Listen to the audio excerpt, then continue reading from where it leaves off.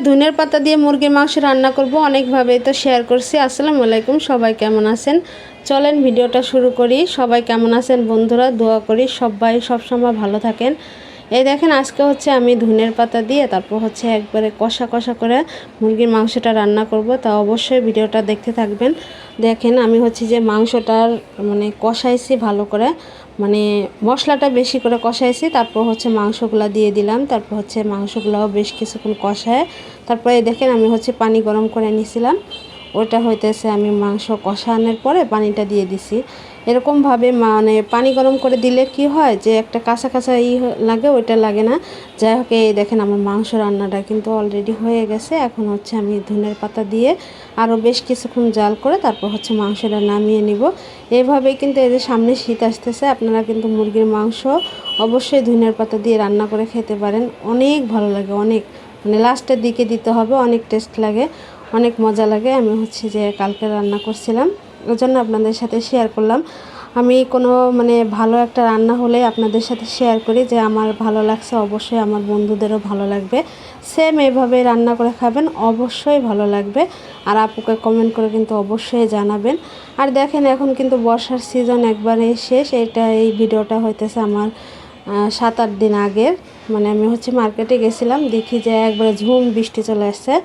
এখন কিন্তু আস্তে আস্তে ঠান্ডা পড়বে, বৃষ্টি আর নামবে না। এই বছর কিন্তু অনেক বৃষ্টি নামছে। এই বছরে আমার মনে হয়েছে যে বেশি বৃষ্টি নামছে আর কি। আপনাদের কি মনে হয়েছে অবশ্যই জানাবেন। আপনাদের ওখানে আবহাওয়া কেমন ছিল অবশ্যই জানাবেন। এটা হইতেছে 5-6 দিন আগের ভিডিও। যাই হোক, এই দেখেন মার্কেটের সামনে একবারে পানি জমে গেছিলো। আমি কিভাবে যাব এটাই ভাবতেছিলাম। আর এইগুলা কিন্তু একবারে ময়লা পানি। শহরের পানিগুলা তো ময়লাই থাকে, এটা তো আর গ্রাম না যে একবারে স্বচ্ছ পানি থাকবে। পানি হলে গ্রামে তো আরও ভালো লাগে বেশি, আর এই শহরের পানিগুলো হলো ময়লা পানি। যাই হোক, মানুষের উপায় নেই, এটা পাড়ায় পাড়ায় হচ্ছে যাচ্ছে। আমি একটু দাঁড়াইছিলাম যে দেখি পানিটা একটু কমুক তারপর হচ্ছে যাই, কারণ আমি এই পানিতে কোনোভাবে পা ভিজাইতে চাচ্ছিলাম না। যাই হোক, এই দেখেন মার্কেটের সামনে কত ভালো লাগতেছিল।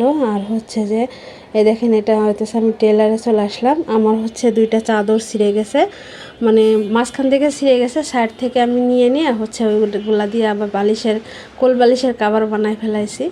দেখেন একটু বুদ্ধি করে তো চলতেই হয়। তা এই লোকটা হইতেছে বেশি একটা সুবিধার না, মজা করি সবসময় ওনার সাথে আমি আমার বান্ধবী। উনি হচ্ছে যে জামা কাপড় বানাইতে দিলে দেরি করে, অনেক দেরি করে, তবে বানানোটা ভালো, আবার একটু মজুরি কম নেয়। এই জন্য আমরা সবসময় ওনাকে দিয়ে বানাই। যাই হোক, আমার হচ্ছে গলা বসে আছে। কথা কেমন লাগলো অবশ্যই জানাবেন, ভিডিও কেমন লাগলো জানাবেন। সবাই ভালো থাকবেন, আল্লাহ হাফেজ।